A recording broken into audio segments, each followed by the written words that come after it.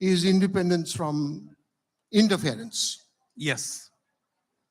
Well, External interference. you know, I got into a lot of trouble when I said judges don't drop from heaven.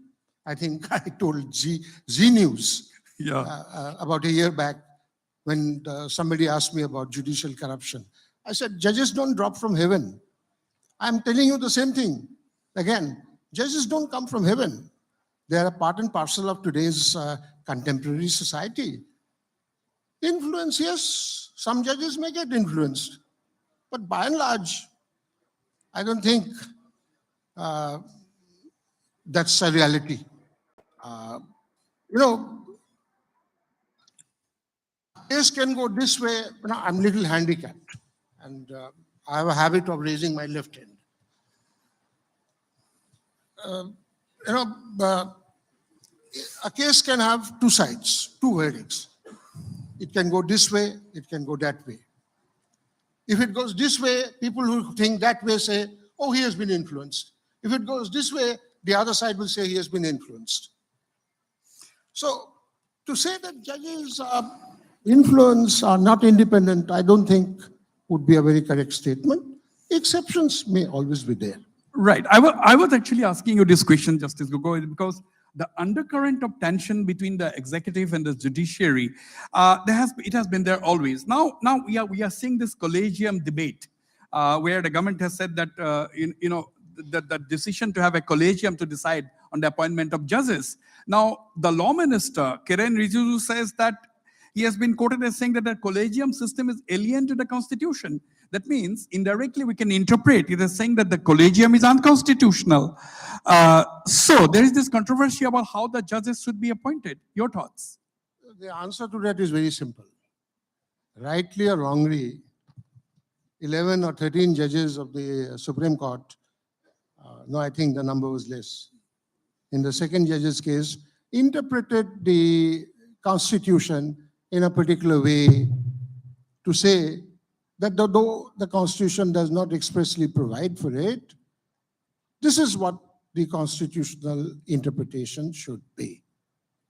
If the Supreme Court is entrusted the task of interpreting the Constitution, and the Supreme Court has done so by saying that the collegium system is what is a constitutional contemplation, right?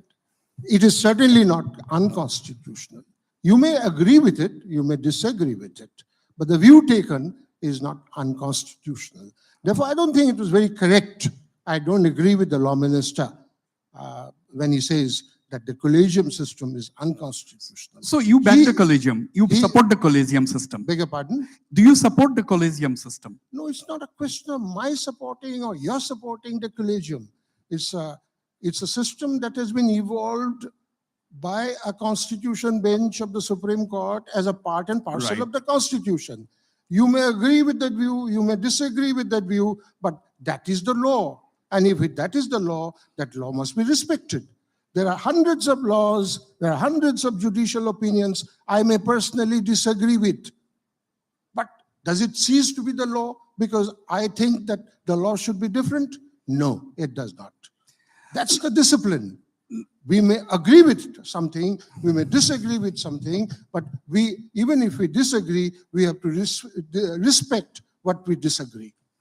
Now, you see, we always say that India is a large democracy and so on, that judiciary is among the four pillars of democracy, the others being the executive, the legislature, and the fourth state or the media.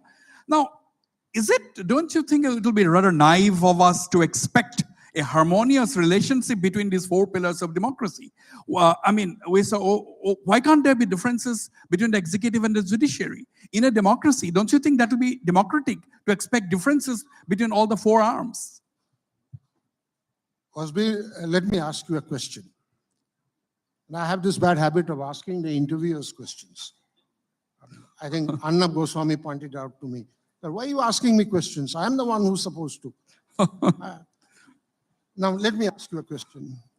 In your network, News Live, it's a big family. Yes. But is there absolute harmony in your family? Don't you have disagreements? You do. If you have disagreements in News Life family, you're certainly bound to have disagreements in the national family, where you have the legislature, where the members come from one segment of society, which I've now realized being a member of Rajya Sabha. You have the judges who come from entirely a different group of people with a different mindset, right? Then you have the bureaucrats, the IAS officers, the police officers, the civil service officers. They come from a different background. How do you expect all these people to work harmoniously? There are conflicts, there are different views, but they reconcile it. That's the way it should be. Differences are healthy in a democracy. You should have differences. But recently, you were also there when judges openly differ and holds press conferences. That's quite interesting for people outside to watch. Are you talking about the press conference of January 2018 where I was a party? Yes. Well, I hope it doesn't ever happen again. I have said it. I hope it's a one-time. Judges are not supposed to go to the press. No. There is a Bangalore Declaration of Basic Values. Judges don't talk to the press while holding office. That's why you have the Chief Justice of India on the last working day always talks to the press, not before that. But exceptions in life, exceptions in this world do occur. Take the January 2018 episode as one of those instances. And let's hope it doesn't happen again. That's all. Now again, shifting to another issue, is it okay to expect reservation for judges? I'm asking you this question because a parliamentary panel recently observed that there has to be social diversity in the judiciary, like appointment of more judges belonging to scheduled castes, scheduled tribes, other backward classes. What do you think? Well, certainly if particular sections of the society are not represented, we should try and give them representation, but this should not be at the cost of quality. Merit. Say on a scale of 20, if you are looking for 20 out of 20, that's very good. But for an unrepresented section of the society, you can come down to 18, but you can't come down to 5. Therefore, by all means, give representation to the unrepresented, but don't compromise on quality. Don't compromise on quality. That is important. Now you see, do you have objections to judges declaring their assets, just as the politicians do before contesting an election, for example? Oh, no, I have no objection. I was the first one to declare my assets because I had no assets. But there are people in the judiciary. You would be embarrassed, Wasbir, to see my assets. I had no assets. I had no problems. Why should there be any hesitation? If you have acquired something through your hard work, show it to the world. You should be proud of it. You should be proud of the fact that I've earned so many crores through my practice. And I've paid my tax on it.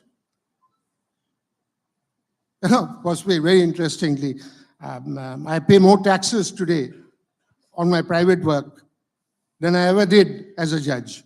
I think the tax I paid last year is much more than what I paid as taxes for the last 10 years as a judge. Whenever I meet the finance minister, I will request her bring down the taxation level. 42% with surcharge is too much. And it's 42%. For every 100 rupees you earn, you pay 42 rupees to the government. Judges are also very good at mathematics. Beg your pardon? Judges can be good at mathematics. Judges can do that? Can be good at maths and any other subject. Judges like the journalists are supposed to be good at everything, including football. What about, do you cook sometimes? Cook? Yes. Cook, yes, I know. I cook. I cook. I don't cook every day, but if the requirement is there, I can cook my own food. I don't know whether That you is- like it or not. Don't take for granted if there is a necessity. Honorable Justice Gogoi can cook his own food. Everybody must take note of that. No, let me put it this way. I would cook my own food rather than drive down to Radisson to pick up my food because the Guwahati traffic is bad. I would Absolutely. much rather stay at home and cook my own food. Yeah. Now, on a serious note, justice delayed is justice denied. Now, this seems to be the biggest limitations in the judiciary as far as India is concerned, because some estimates say we have 50 million or 5 crore pending cases as of now, some as old as 30 years. Wasbir, this is a very, very important, relevant, and sensitive question. Give me a little time to answer it. Yes, please. Whenever there is a talk of the Indian judiciary, what do the politicians and the judges talk about? Collegium, you mentioned it. Who has the ultimate power of appointing judges? Is collegium a constitutional phenomena, or is it beyond the constitution? Who should be the ultimate master of the judges' appointment system? These are the topics. Has anybody constructively debated on the issue that you have just mentioned? No. This is the problem with the Indian judiciary. Pre-pandemic, we were 3 crores. Post-pandemic, we are 5.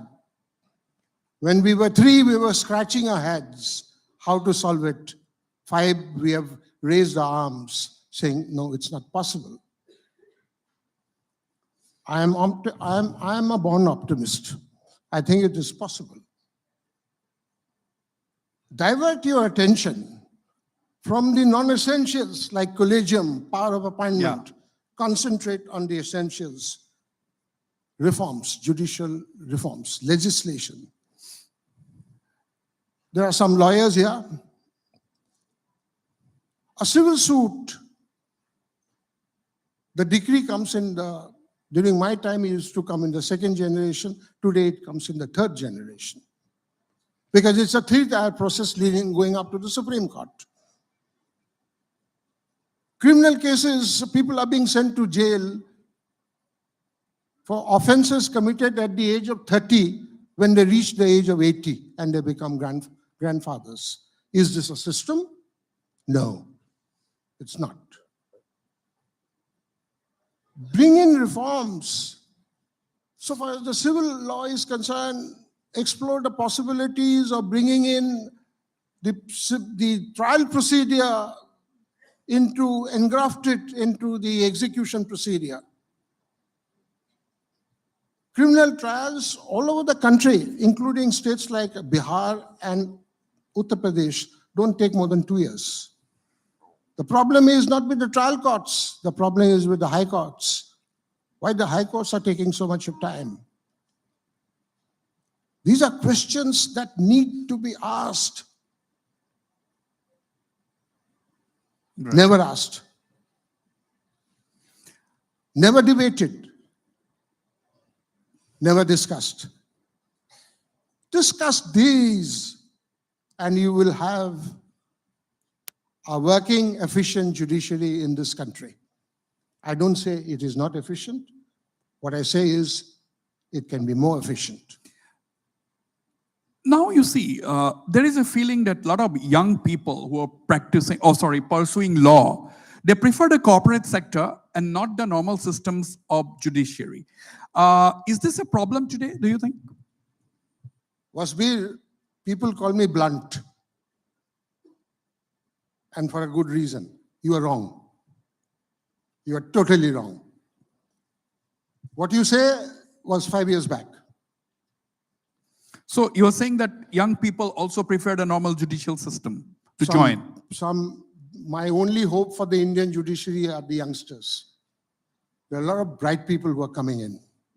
Wasbir, I'll tell you. Don't mind when I say that you're wrong. Please. Right. Please. We can all be wrong at times. there's a recruitment process going on in the Guwahati, by the Guwahati High Court for induction into the base entry point, civil judges. And I have reasons to believe that the people who are appearing in the interviews are exceptionally good people. That is the future of the Indian judiciary. And that is where I pin my hopes on. For several reasons, this has happened. Yeah. The terms and conditions of employment as a judge are very good. They are excellent today. The job is tremendously self-satisfying. And as you say, independence. By and large, the judges, even at the base level, civil judge level, are independent. Right, right. People love to be independent. They love to take their own calls, their own decisions, without interference. And the judiciary is one institution that offers these opportunities to be independent in abundance.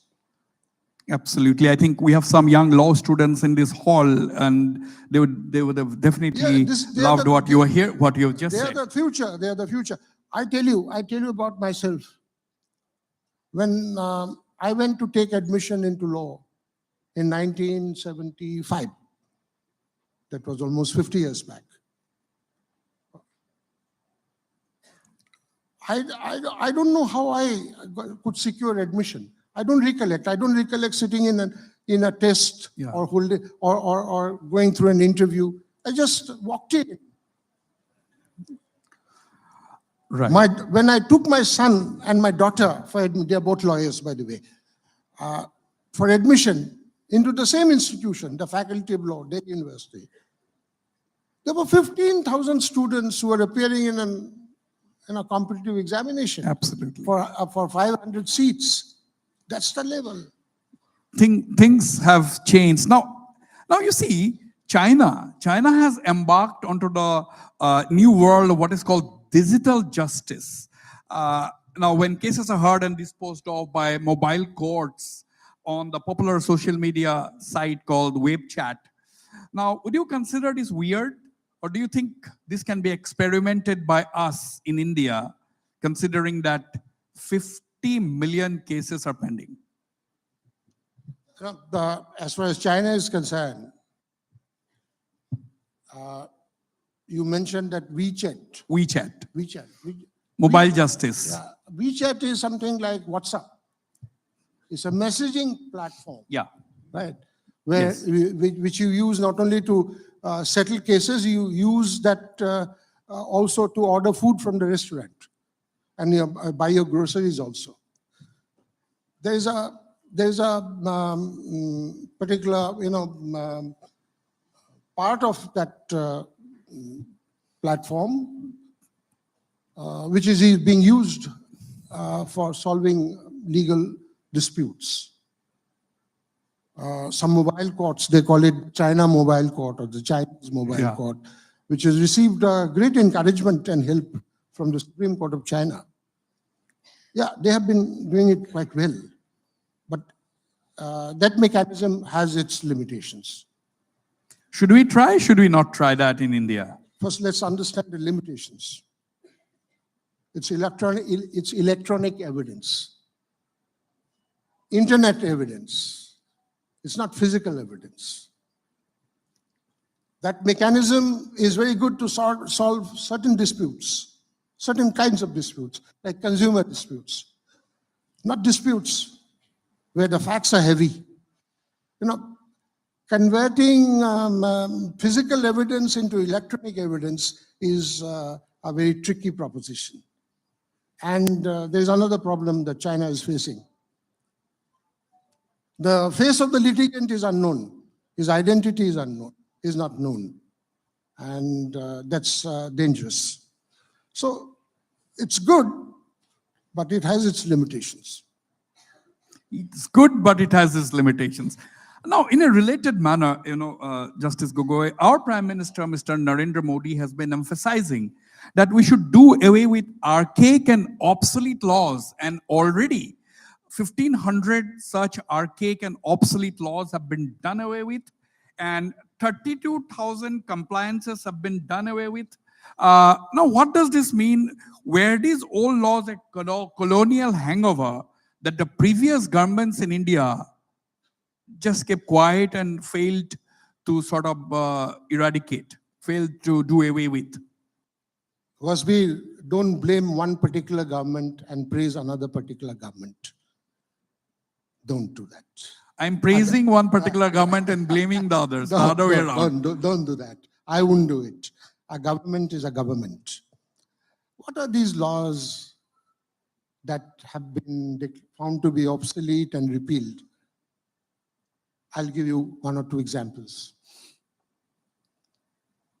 There was a law which governed or controlled performance in the theater, 100 years old.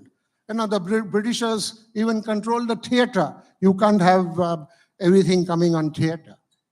So there was a law which governed the theatrics that was repealed. Yeah. There was a Salt Cess Act, right? 150 years old. Why was it repealed? The cost of collecting the cess, the tax, was more than the cess. It was repealed, right? So obsolete laws have no meaning. They should go.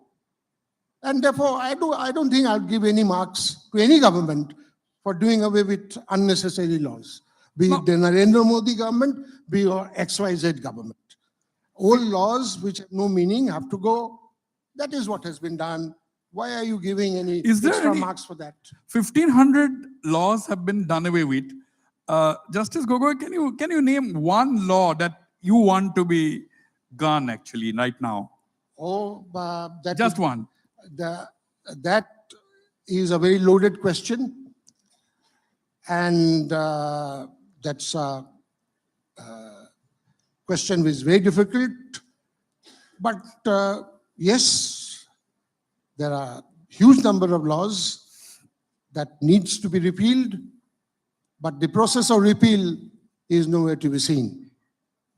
That's all that I can say. You know, I am terribly scared of this thing called the contempt of court. But now that you are sitting with me, I'm a little confident. You know, these words really scare me, everyone actually, not just me. Could you enlighten us on the scope and ambit of the court's power of contempt and the situations which will justify its use? Because we have, oh, don't do this, you will draw the contempt of court, don't speak this, don't show this, don't do this. So what do you think? What are the court's ambit, really? That again is a very loaded question. The correct answer would make me hugely unpopular with the judges. But I have never run a popularity contest in my life. Wasbir and the audience, don't ever be afraid of contempt. You know, I've been a judge, I was a judge for about 19, 20 years. I sentenced only one man. I sentenced only one man who happened to be a High Court judge for contempt. Contempt is something that you see, but if you look at it a little more intently, it vanishes. Contempt is is one of the archaic laws, perhaps, which require consideration as to whether it should continue to remain. England has abolished it. No, the dignity and the majesty of the court, which the contempt law is supposed to uphold, should, according to me, be upheld through other means, not by sending a person to jail. No, it's at the end of the day,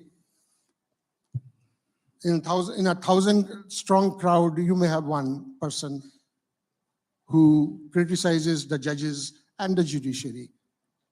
But if the judiciary is doing good work, the rest 999 will support it. So you don't have to be afraid of criticism. Yeah, but don't you think that this is the biggest weapon at the hands of the judiciary? No, I don't think it's a weapon at all. How often do you get to hear about contempt powers being used? Very rarely. But it is there to be used when required. And mind you, contempt, there are two kinds of contempt. Civil contempt, which we normally understand. Yeah. Disobedience of the orders of the court. And the criminal contempt, which is more serious, where you're scandalizing the court. Right? I would say, yes, in a given situation where the institution is being scandalized beyond repair, beyond any normal acceptable level of tolerance. That's where you step in. That's where you step in. But then while exercising the contempt power, you don't have to punish him, the contemptor. You can admonish him, you can warn him, you can caution him, you can correct him. Therefore, this is a power of the court which has to be very sparingly used. And what about sending people to jail? Because our jails are overcrowded. The conditions of the jails in the country are far from, acceptable norms in most places. I'm not generalizing here. And there's this tendency that, okay, isko jail bhej do. Jail bhejo. Then what, at the end of the day, No, I've not been able to understand your question. my Please. question is this: sending people to jail almost at the drop of a hat, or keeping people in police lockups. What do you think of this trend? I'm not generalizing. No, see, the level of tolerance, everybody likes a person who's tolerant, is it not? Of course. Right. The level of tolerance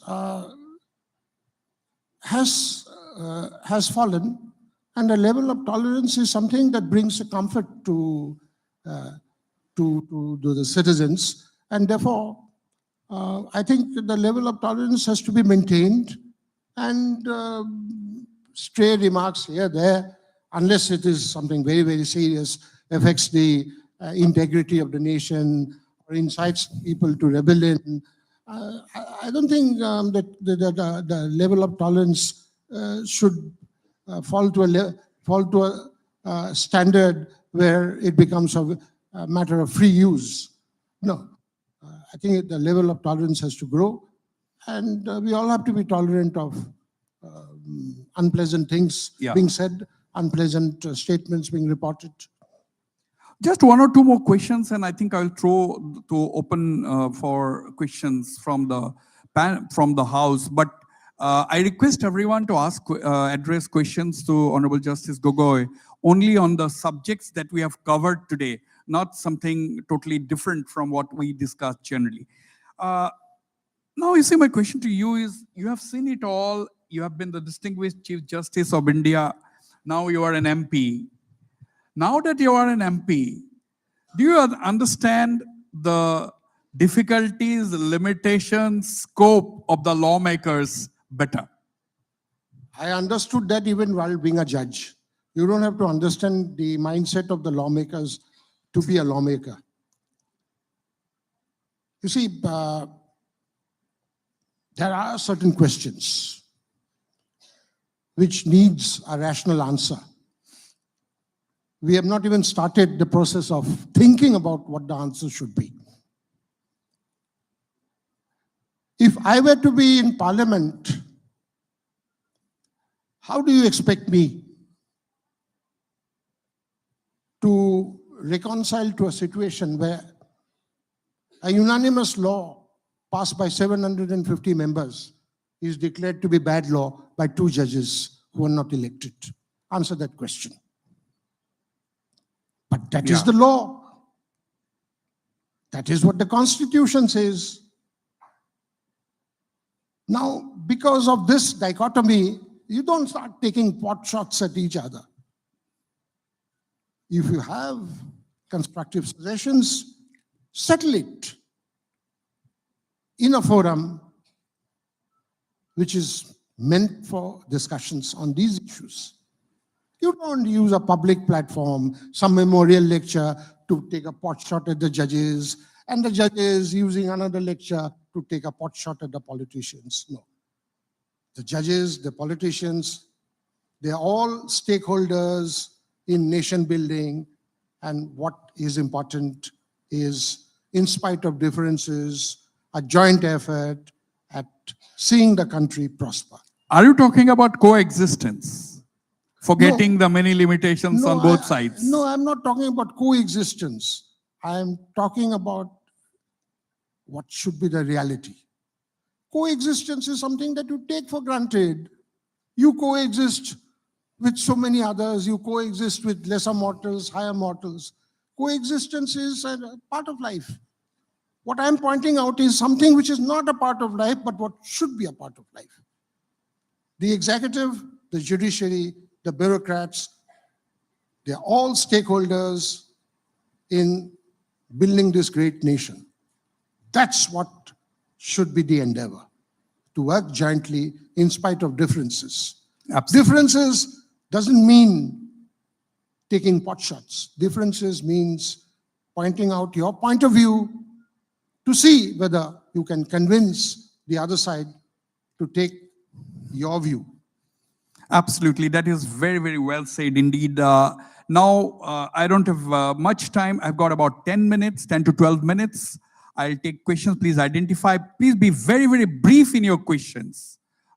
Yes, the gentleman raised your hands. Yes. And I may add something to what Wasbir has said. Yes, please. Wasbir has requested you to confine yourself to questions on what we have discussed.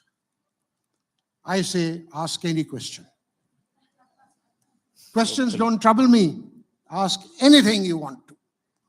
Yes. Ask anything you want. That is the, so you're free to ask. Yes, please. Yes. Identify yourself, be brief.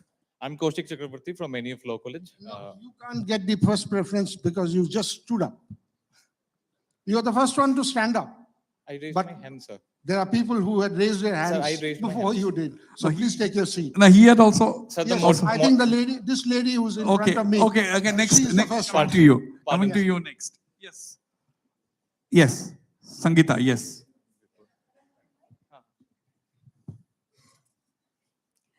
Justice Ranjan Gogoi, sir, you are a role model to all of us. I'm a psychiatrist, not just because you're a judicial person, but because of your magnanimous, magnetic personality. My question to you is about women laws and justice to women in India. Now, this question has two parts to it. One is the crimes against women are on the rise, or perhaps it's reported at an increasing rate. Be it sexual abuse against women, be it domestic violence or female feticide, it's on the rise. But because what Mr. Wasbir Hussain had just mentioned, justice delayed is justice denied. Does it apply to them too? Because a lot of women I meet in my clinic as a psychiatrist, they're very frustrated. Their cases are ongoing in the courts of law. The other part of the question, other part of the question is, because of, I cannot call it women bias things, but then because of domestic violence, laws and 498A of the Indian Penal Code, a lot of women are also abusing laws created for women. What is your opinion, sir? Yeah. Thank you so much. Thank you. You see,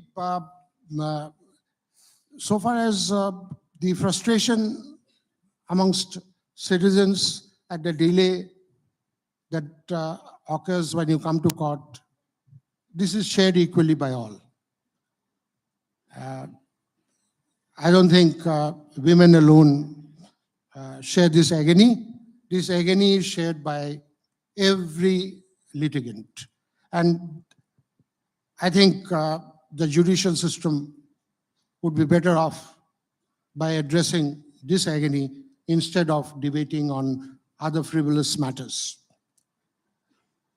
So far as abuse of law is concerned, use and abuse is a part of life. The courts face situations of proper use and utter abuse. And this is an everyday problem. But I agree with you wholeheartedly that the laws which deal with offenses against women need to be, the cases need to be prioritized, and we need to have special courts with perceptive judges dealing with these very sensitive cases. I wish the issue raised by you is raised in an appropriate forum. Yeah. But the regret, madam, as I told you, whenever you discuss the judiciary, you discuss only about the collegium. You don't discuss about other relevant features of the judiciary. This is the regret. Right. This is the drawback. Right. Yes, you, please identify. Thank you for the opportunity. I'm 𝗡𝗢𝗥𝗧𝗏𝗧𝗏 from NEF Law College. I'm a final year law student. My question to our Honorable former Chief Justice, dear sir, I want to know, based on your vast experience in the field of judiciary, sir, do you think like the judicial profession can be formalized in the form of an education? Like one can start his or her career being an umpire or a referee without being a football or a cricket player directly. So can one, so do you think one can directly start being a judicial professional rather being a legal professional? So representation on one hand and legal decision on one hand, sir. What is your view? Thank you. I have not understood your question.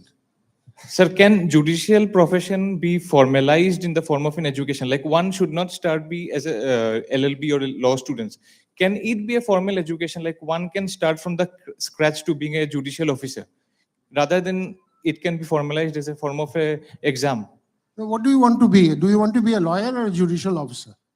Sir, I am asking your opinion. Sure. Can it be a formalized education rather than just an examination? Like one can become an umpire or a referee without being a player. So can one become a judicial officer without being a lawyer? So what is your Can opinion? one become a judicial officer without being a lawyer? Can that be a formal education, which is not in the present convention of education? No. See, if you are going to interpret the laws, is it not better that you are study law before you become a judicial officer? But then, you know, even as a judicial officer, there are certain traits in you which you don't pick up in the classroom. Sense of fairness, sense of decent behavior, sense of proper interaction. These are not things that you pick up in the law classes. This is ingrained in you as a human. And therefore, but so far as proper training in the laws that you're going to administer, that's a must. I don't think you could be a judicial officer without going through a formal process of legal education. Right. Thank you. Yes, Thank you, sir. we have, Sir. Good afternoon, sir. yeah, on this side, the lady there. Okay, Mike, can I have a mic on this side? Excuse me, sir. I have a question for. No, see, I saw the hand first. Can I have the mic here? Good, Here, right here. Please stand up so that, yes.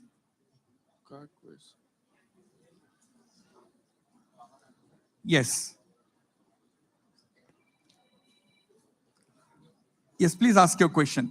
Yes, so since we don't have a mic, yes. Very quickly. Yes, please. Yeah, please be brief Yes. and introduce. Sir, what is your take on AI-powered robo-lawyers?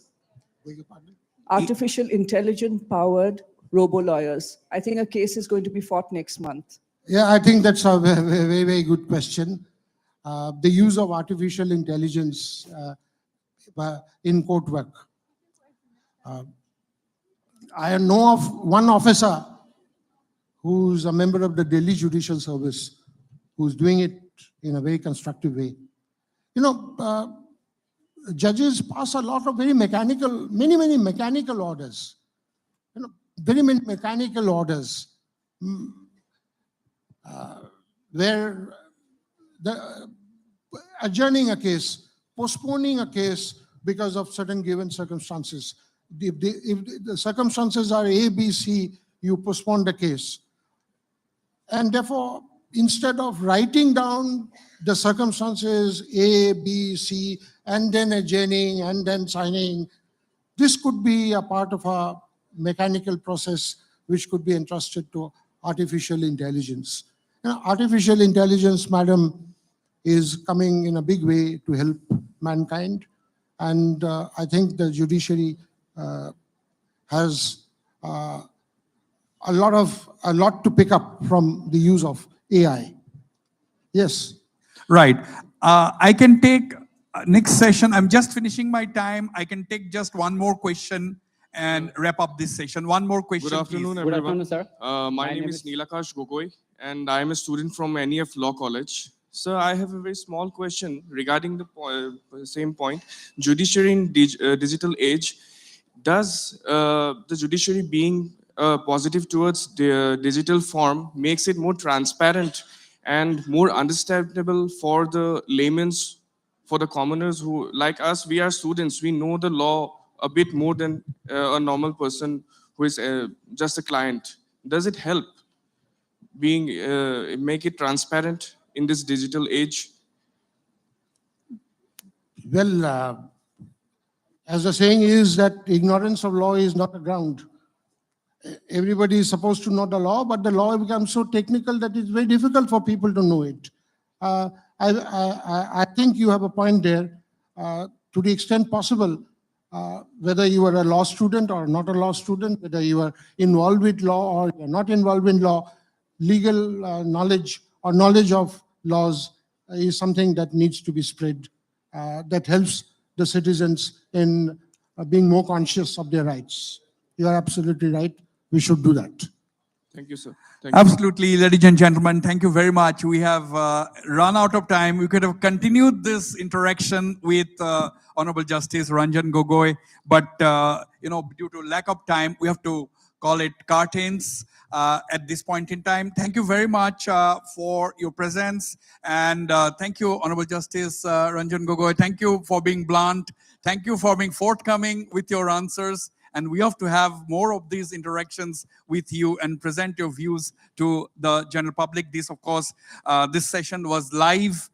This session was coming live all across our group channels. And now the next session is coming up. Yoga Guru Swami Ramdev Ji is with us.